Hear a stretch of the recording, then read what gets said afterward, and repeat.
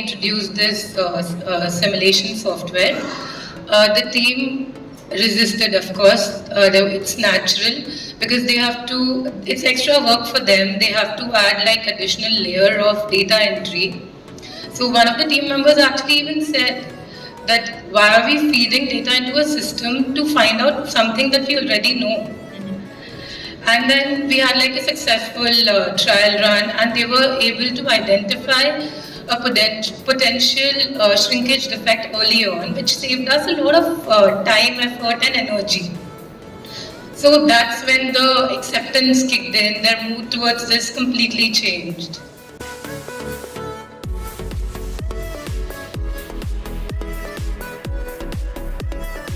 पहले तो आपको बहुत बहुत धन्यवाद जो आप लोगों ने इतना एक्ट किया, एक्शन किया और आप इतनी टाइम दे रहे हैं। संग संग बिग मिंट का भी बहुत बहुत धन्यवाद जो इतने सारे लोगों को एक साथ जोड़ने में और उनको एक्टिवेट करने में आता है। अब मैं आपको बताता हूँ आने वाले वक्त में the coming time the iron ore is getting depleted. The grade of iron ore is depleting every next day. So with the depleting iron ore grades, it is now mandatory for the entire industry to go for beneficiation. As long as the people don't think about the beneficiation, it is very, very difficult to get the quality raw material, which is basically required for manufacturing of pellet. And that pellet is a raw material for sponge iron industry. Vis-a-vis when sponge iron produces, they go for the melting, and the melting goes for TMT. So if we have to go for a lower cost TMT for the government of India, it is mandatory for them to go for beneficiation of iron ore, and exactly the same thing we are doing. Director commercial आए थे, उन्होंने 2030 तक 100 million ton NMDC का production बढ़ाने के ऊपर में उन्होंने आज अपने अभिभाषण में उन्होंने बताया। उसके बाद हमारे पश्चिम बंगाल के स्पॉन्ज आयरन एसोसिएशन की तरफ से हम लोगों ने उनके साथ बैठक करी। उसमें उन्होंने आश्वासन दिया है कि 2-3 साल के अंदर पश्चिम बंगाल के लिए भी वो 10 से 15 मिलियन टन आयरन और मुहैया कराने के बारे में NMDC सोच रही है। और उड़ीसा में भी NMDC का अभी तक कोई माइंस नहीं है। हम लोगों ने उन्हें रिक्वेस्ट किया है कि उड़ीसा में भी एक माइंस को एक्वायर करें और NMDC उड़ीसा के माध्यम से पश्चिम बंगाल को जो 25 से 30 मिलियन टन आयरन ओर की ज़रूरत है उसके बारे में जो है वो मुहैया कराएं। उन्होंने आश्वासन दिया है कि बहुत जल्दी वो पश्चिम बंगाल की इंडस्ट्री के बारे में भी आयरन और मुहैया कराने के बारे में चर्चा करेंगे और उसके लिए वो भी प्रतिबद्ध। मैं Shankarlal Agrawal, president West Bengal sponge iron manufacturer association WBCMA। West Bengal में 61 स्पंज आयरन प्लांट्स हैं डिफरेंट साइजेज के। स्पंज आयरन बेसिकली रूट है स्टील बनाने का। 2 रूट है, एक स्पंज आयरन रूट है, एक ब्लास्ट फर्नेस रूट है। तो हम लोग स्पंज आयरन रूट को बिलोंग करते हैं। ये बिग मिंट का ये इवेंट कलकत्ता में दूसरी बार हुआ। इवेंट ये बहुत ज़रूरी होता है कि इसमें ऑल ओवर इंडिया से प्लस कुछ global equipment supplier, technology provider, industries के पीपल, ट्रेडर्स, सभी लोग पार्टिसिपेट करते हैं। ऐसे किसी को टाइम नहीं होती है मिलने की, किंतु ये एक प्लेटफॉर्म मिलता है जहाँ पे सब एक साथ में मिलते हैं और 3 दिन साथ में रहते हैं तो आपस की बॉन्डिंग भी प्रॉपर होती है। बिजनेस को प्रॉस्पर करने का एक स्कोप मिलता है। आपको कोई भी नया कस्टमर, नया बायर, नया सेलर कोई भी मिलता है तो वो आपके बिजनेस के लिए फ़ायदेमंद होता है। तो ये इवेंट होते रहनी चाहिए और सबको अटेंड भी करनी चाहिए। बिग मिंट अगर आज लास्ट 4-5 साल से देखेंगे, हम प्रोक्योरमेंट में करीब 20 साल से नौकरी कर रहे हैं और टाटा स्टील में ही है। और बिग मिंट को हम लोगों ने देखा है राइज करते हुए लास्ट कम से कम 7-8 सालों में तो उन्होंने एक अच्छा नाम बना लिया है। और ये इस तरह के फोरम वो डिफरेंट सिटीज़ में ऑर्गेनाइज करते हैं। आई थिंक ये सेकंड फोरम है ईस्टर्न इंडिया में, उन्होंने ऑर्गेनाइज किया था कोलकाता में। ये बहुत अच्छा इम्पोर्टेंट फोरम है।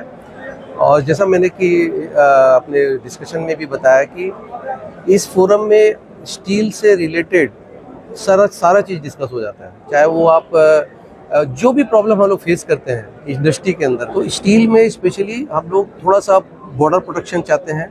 अभी रिसेंटली जो जियोपॉलिटिकल टैक्स रिलेटेड इश्यूज हुआ है वो इम्पोर्टेंट है आज के कंटेक्स्ट में भी, जिससे हम लोगों को इंडस्ट्रीज को थोड़ा सा प्रोटेक्शन चाहिए होता है, बिकॉज हम लोग खुद का कंज्यूमर ज़्यादा बड़ा है। अगर हमको चाइना अगर उनका कंजम्पशन कम होता है, अगर वो स्टील डंप करने लगेगा हमारा, तो यहाँ की इंडस्ट्रीज को बहुत इम्पैक्ट होता है।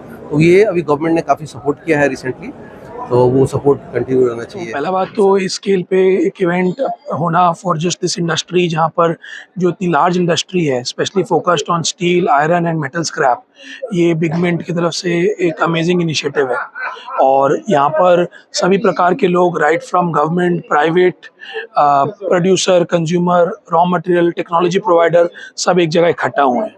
और ये एक बहुत ही 3 दिन का एक अहम इवेंट है जिससे इंडस्ट्री को एक बहुत बड़ी बूस्ट मिलेगी। और ये इवेंट कलकत्ता में होकर ईस्ट इंडिया को भी वापस इंडिया के मैप पे डालने की क्षमता बहुत ही अच्छा लग रहा है। इनफैक्ट मैंने अपनी प्रेजेंटेशन में भी इस बात को कई बार कहा कि बिगमिंट ऐसा प्लेटफॉर्म हमारे लिए देता है जहाँ पे पूरी इंडस्ट्री एक साथ आ सकती है। ये हमेशा भारत में होता नहीं था, ये बाहर होता था। पूरी इंडियन स्टील इंडस्ट्री एक साथ आए, अपने थॉट्स को शेयर करे और एक साथ हम लोग स्ट्रांगली ग्रो करें टुगेदर। आई थिंक ये इंपॉर्टेंट है और यहीं पे ये हो सकता है। So I am really happy with this kind of an initiative of BigMint. I think ऐसा होना चाहिए बिकॉज इससे you get to meet everyone in the industry and understand what everyone else is doing, and आपका growth trajectory बढ़ जाता है I think इससे। So it's a very good experience. आप युवा भी हैं और युवा शक्ति के माध्यम से और युवाओं को क्या कहेंगे आप? I think it's never too late to join your business.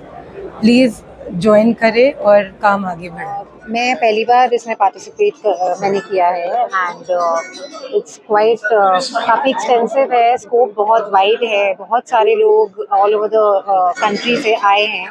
तो आई थिंक ये बहुत ही इम्पोर्टेंट इनिशिएटिव है टू कनेक्ट, नेटवर्क करने के लिए, एंड हम जैसे यंग एंटरप्रेन्योर्स को एक प्लेटफॉर्म भी मिलता है अपनी जर्नी के बारे में बात करने के लिए, and also to know more about what is happening in the industry with other such entrepreneurs. So I think बहुत informative। देखिए, अगर आप मेरे से पर्सनली पूछें तो मुझे ऐसे इवेंट्स बहुत अच्छे लगते हैं।